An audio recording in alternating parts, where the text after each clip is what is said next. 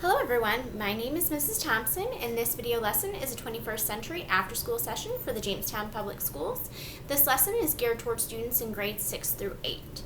During this lesson, we are going to be discussing the U.S. Constitution and its formulation, and we're also going to discuss a little bit about some of the Founding Fathers. Before we get started in this lesson, there are a few vocabulary words that I feel it's very important to go over with you so that you can have a deeper understanding of the things that are being discussed throughout this lesson. The first of those vocabulary words I do want to go over with you is delegate. Now, a delegate is right here, and that is a person sent or authorized to represent others. The next one that I have for you is ratification. Now, this is an official way of confirming something, and it's usually done by a vote. The next word I have for you is posterity, and the word posterity means for all future generations. And the next one is enumeration, and that is the action of mentioning a number of things one by one. And my final vocabulary word is dominant, and that means to be more important or more influential. This last thing here on the board, though, isn't really a vocabulary word. It's just something that I feel is necessary for you to know before we continue on with this lesson. And that is the Constitutional Convention. Now, this convention took place from May 14th to September 17th, 1787. This convention took place in Philadelphia, Pennsylvania. And the point of the event was to decide how America was to be governed. So, on September 17th of 1787, the United States Constitution was signed in Independence Hall in Philadelphia by 39 out of 55 of the delegates attending the Constitutional Convention. Among some of those most famous of the delegates that signed the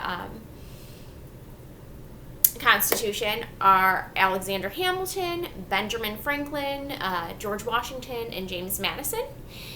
I'm sure you've heard of these men several times. Benjamin Franklin was a famous inventor. He was also a delegate to France. And George Washington, of course, was the first president of the United States, and Alexander Hamilton was the very first Treasury Secretary. So, because of these men's actions, the Constitution has become a document that has really defined our nation's framework and has protected our democratic republic for more than 2 centuries. After the Revolutionary War, in which we gained our independence from Great Britain, it was important to establish a Constitution of the United States. Our original leaders, known now as the Founding Fathers, believed that it was necessary to write down the most important rules for governing our new nation, and thus created the Constitution of the United States. These rules were so important to our Founding Fathers, they made sure that they couldn't be changed easily. Now, Article 5 of the United States Constitution describes the process whereby the Constitution could be changed or amended.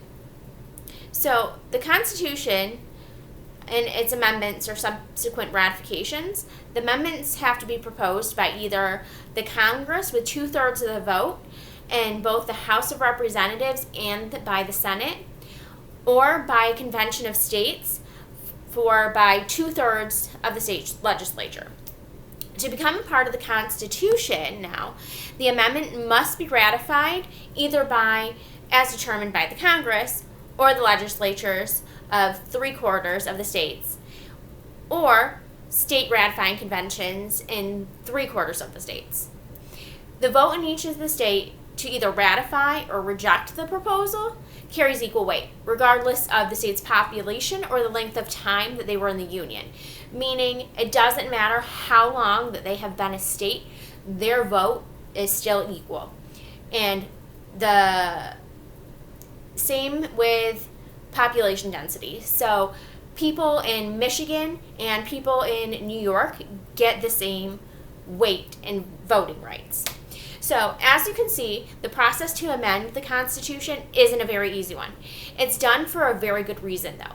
The Founding Fathers saw how important it was for everyone in the nation to have equal say in the laws that govern them, and to provide protection from one person gaining too much power, like they experienced prior to the liberation from King George in Great Britain. So, our Founding Fathers broke the Constitution into 3 parts. These parts are the preamble, the articles, and the Bill of Rights. The preamble states, "We the people of the United States, in order to form a more perfect union, establish justice, ensure the domestic tranquility, and provide for the common defense, promote the general welfare, and secure our blessings of liberty to ourselves and our posterity, do ordain and establish the Constitution of the United States of America." The next part is the 7 articles that describe the way in which the government is going to be structured.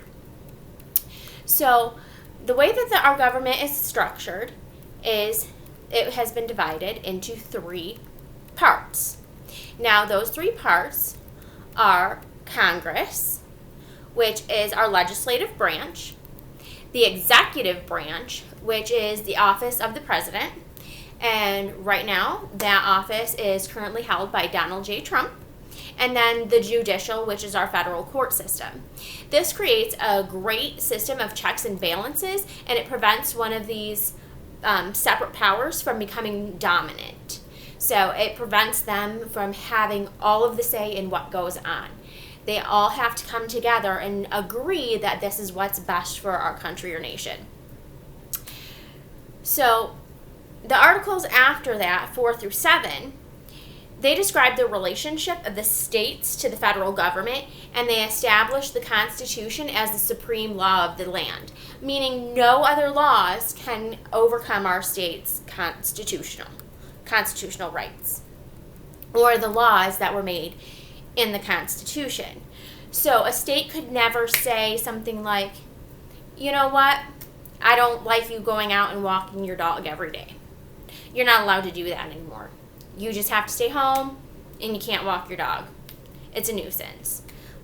But because the government and our Constitution from our Founding Fathers has already given us the right of the freedom of movement, the states cannot do that to you. So, anyway, the final section of the Constitution is the Bill of Rights and the amendments. It contains rights designed to guarantee individual freedom, like those in the First Amendment. Now, the First Amendment provides the right to express ideas through speech and the press.